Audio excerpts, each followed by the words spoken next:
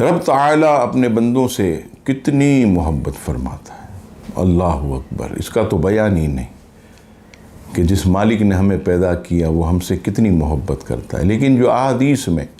تفاسیر میں ہمیں ذکر ملتا ہے، چنانچہ امام فخر الدین رازی تفسیر کبیر والیوم 1 پیج نمبر 84 پر ایک حدیث پاک نقل فرماتے ہیں، کسی غزوہ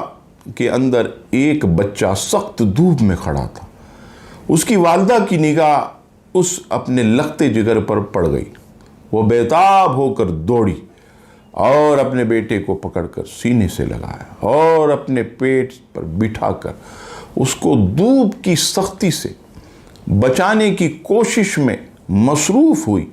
اور محبت برے انداز سے بیٹا بیٹا بیٹا بیٹا کہا۔ اس عورت کی اپنے بیٹے سے ایسی والہانہ محبت دیکھ کر اصحاب رسول رو پڑے،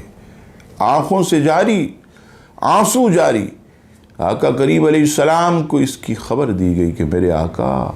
وہ عورت اتنی اپنے بیٹے سے والہانہ محبت کہ گرمی میں کھڑا نہیں ہونے دیا، اپنے پیٹ پر بٹھایا اور خوب کوشش کی بیٹے کو کسی قسم کی گرمی نہ ہو، تکلیف نہ ہو۔ اصحاب رسول رو پڑے۔ آقا کریم علیہ السلام نے جب یہ سنا تو فرمایا کہ تم ماں کی بیٹے کی محبت پر تعجب کرتے ہو، ارے خدائے رحمان